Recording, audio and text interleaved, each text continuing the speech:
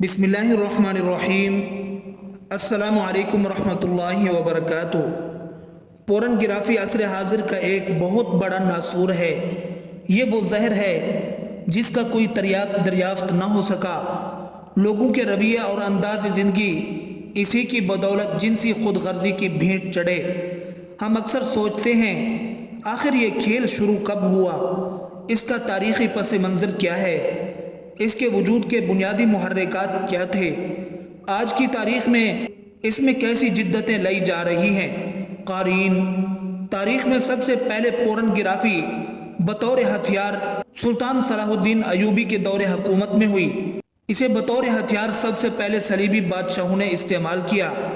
कहानी कुछ यूँ है, सलीबी हर मैदान में मुसलमान नौजवानों के हाथों शिकस्त फाश से सख्त परेशान थे।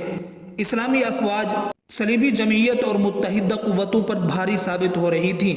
सलीबियों की सोच का धारा उस वक़्त बदला जब 1.5 लाख मुसलमान फौज ने बहरे ओकियानूस के साहिलों पर 15 लाख सलीबी जंगजू लाशों का ढेर कर दिए। इस मौका पर मुत्तहिदा सलीबी फौज का बादशाह रोनाल्ड फूट फूट कर रोया। आखिर एक बड़ी मीटिंग का इनेकाद हुआ। इस मीटिंग में मुस्लिम और सलीबी अफवाज का मुआजना किया गया। मालूम हुआ मुसलमान रात भर सज्दों में रोते हैं और दिन भर मैदानों की ललकार होते हैं। उनके अंदर एक दुनिया आबाद है जिसे वो ईमान कहते हैं। यही ईमान उन्हें दुनिया के हर खौफ और डर और लज्जत परस्ती से बहुत ऊपर इन्हें बेहतरीन जंगजू बनाए रखता है। जबकि सलीबी फौजी रात भर जिना की महफिलों और दुनिया के रंग रलियों में मशगूल रहते हैं। लिहाजा दुनिया छोड़कर एक नए जहां का खौफ इन्हें शिकस्त फाश से दो चार करता है। इसके अलावा दौरान जंग मुसलमान फौजियों की आंखों से जो वहशत टपकती है वो सलीबी कुव्वतों पर खौफ तारी कर देती थी। इसके साथ नारे तकबीर की फलक शुगाफ सदाएं और मुसलमानों का अपनी अपनी जगह पर फौलाद बन जाना भी सलीबियों के लिए एक मसला बन गया था। सलीबियों की इस तारीखी मीटिंग में हरमन नामी इंटेलिजेंस ऑफिसर भी मौजूद था। ये वो शख्स है जिसने सलीबी तारीख में मुसलमानों को सबसे ज्यादा नुकसान पहुंचाया। ये निहायत शातिर और ज़हीन व फतीन शख्स था। इसने मुसलमान और सलीबी नौजवान की नफ्सियात पर बात करते हुए वाज़ेह किया, मेरी 60 साल जिंदगी का तजर्बा है कि एक आयाश पसंद वजूद कभी भी जिंदगी के मैदान में बेहतरीन सिपाही नहीं बन सकता, खुसूसन वो लोग जो सेक्स के मामलात में ज़्यादा दिलचस्पी रखते हैं। उनकी जिस्मानी और रूहानी ताकतें ख़त्म होकर रह जाती हैं। अगर मैं मुस्लिम फ़ौज की बात करूं तो मुसलमान फ़ौज में ऐसे नौजवानों की अक्सरियत है जो सेक्स की लज्जत से यकसर नाआशना हैं। उनमें से जो शादीशुदा भी हैं वो भी इस चीज़ को एक हद तक आजमा पाते हैं। तसव्वुर की रानायाँ और ख़ूबसूरत नज़ारे हमेशा उनकी पहुँच से दूर रहे हैं। उन्हें मज़हब से आगे और पीछे कुछ नहीं दिखाई देता। लिहाजा हम अगर उनमें जिनसी भूख को पैदा कर दें तो उनकी सोच और नज़रियात को कमज़ोर किया जा सकता है। इस मिशन की कामयाबी की एक मिसाल वो मुसलमान बादशाह और वज़रा भी हैं जो शुरू में सुल्तान अयूबी के साथ थे, लेकिन हमारी खूबसूरत लड़कियों ने जब से उन्हें अपनी हंसी अदाओं का असीर किया तब से वो खुदा और रसूल को जानते ही नहीं हैं। उन्हें सुल्तान अयूबी अपना सबसे बड़ा दुश्मन नज़र आता है। इन मुसलमान वजीफ़ा खोरों में से वो जर्नैल भी शामिल हैं जिनकी हिकमत अमलियाँ और बहादुरियाँ मैदानों के नक्शे बदल डाला करती थीं। आज वो सलीबियों से निगाहें झुकाकर बात करते हैं क्योंकि हम उनके अंदर औरत और जिनसियात की रूह दाखिल कर चुके हैं। अगर यही हरबा पूरी मुसलमान फौज पर आजमाया जाए तो यकीनन हम कामयाब होंगे, क्योंकि मुसलमान नौजवान के लिए ये एक बिल्कुल नई चीज़ होगी। वो इसके लिए जुनूनी हो सकते हैं। हरमन के इस ख्याल पर रोनाल्ड ने नुक्ता उठाया। उसने कहा, हम मुतअद्दिद बार निहायत खूबसूरत लड़कियां मुसलमान फ़ौज में दाखिल कर चुके हैं। इस काम में हमें शदीद तकरीबकारी करना भी पड़ी थी, लेकिन मुसलमान फ़ौज इन हसी लड़कियों की तरफ देखने का तकल्लुफ़ ही नहीं करती है और मुतअद्दिद लड़कियां मुसलमान फ़ौज का किरदार देखकर सलीबी हिमायत छोड़ चुकी हैं।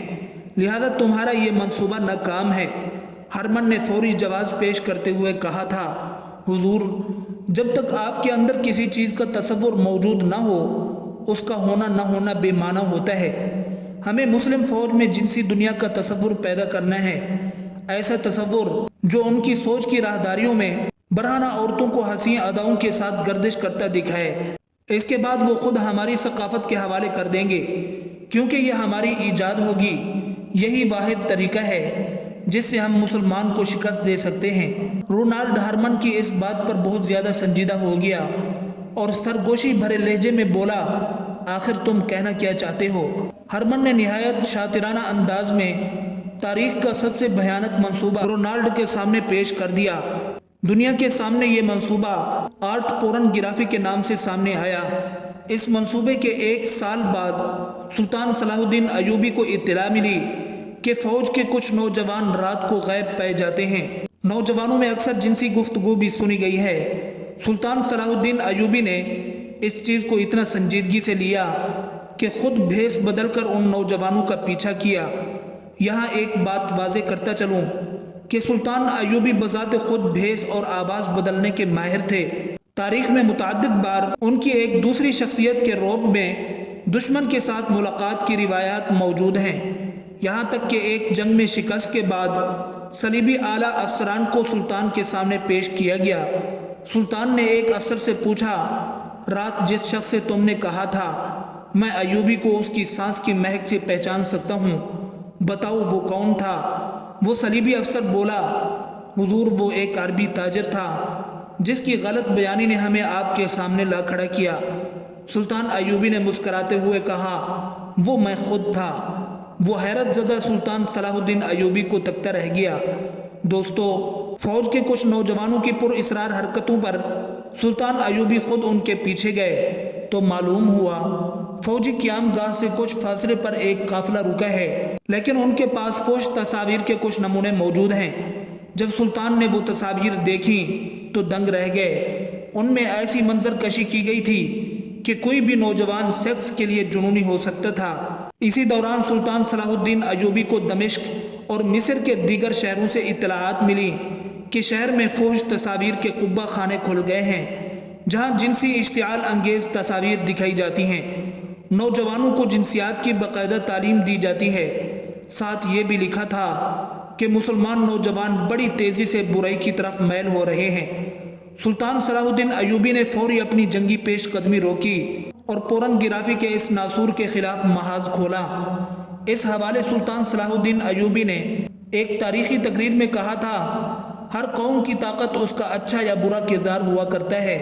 دشمن ہماری اصل طاقت کا اندازہ لگا چکا ہے، اب وہ سامنے کی جنگ کبھی نہیں کرے گا، اسی لیے دشمن اب ہمارے قومی کردار پر حملہ آور ہوا ہے، کیونکہ ضروری نہیں جنگ میدانوں میں ہو، جنگ سوچ اور رویوں کی بھی ہوتی ہے۔ جو قوم اس پر غالب آ جاتی ہے وہ فتح یاب ہوتی ہے۔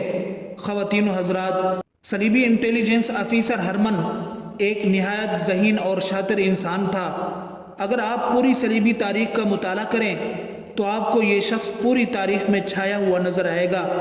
صلیبی جب ہمت ہار چکے تھے تو اس شخص نے ان میں جان ڈال دی۔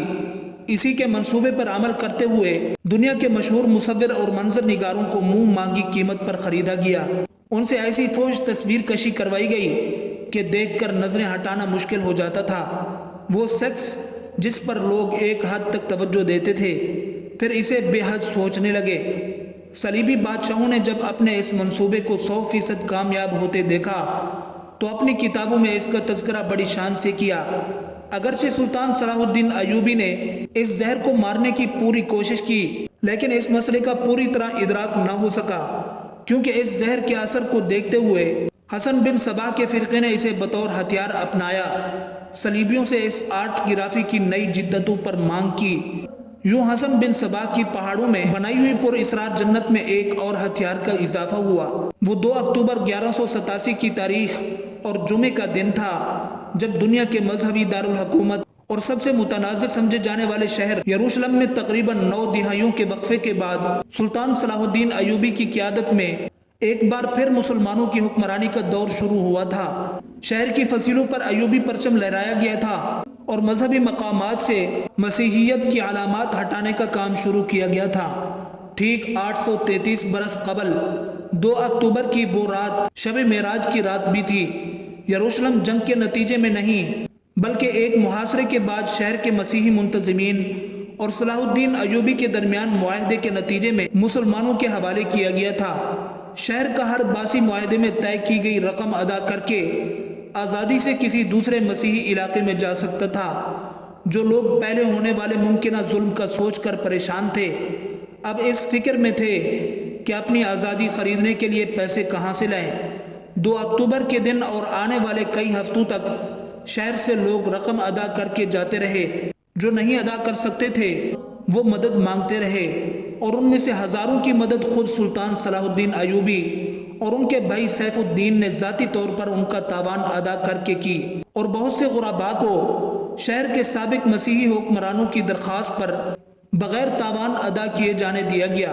مورخ جانتھن فلپس نے سلطان صلاح الدین کی زندگی پر اپنی کتاب the life and legend of Sultan Salah یعنی صلاح الدین میں لکھا ہے کہ یروشلم کے مسیحی شہریوں کو کچھ ایسا دیکھنے کو نہیں ملا جس کی وہ توقع کر رہے تھے۔ مسلمانوں کے محاصرے کے دوران یروشلم کی خواتین نے اپنے بال کٹوا دیے تھے کہ وہ فاتح فوج کے سپاہیوں کی نظروں میں نہ آئیں، لیکن فلپس لکھتے ہیں کہ فتح اور یروشلم پر قبضہ مکمل کرنے کا مرحلہ طے کرنے کے بعد سلطان صلاح الدین نے خاص طور پر عورتوں کے معاملے میں رحم دلی کا مظاہرہ کیا، جس کے لیے وہ مشہور تھے۔ سوال ذہن میں اٹھتا ہے کہ ان کا یہ جذبہ سچا تھا یا نہیں؟ اس سوال کا جواب انشاءاللہ اگلی ویڈیو میں دیا جائے گا۔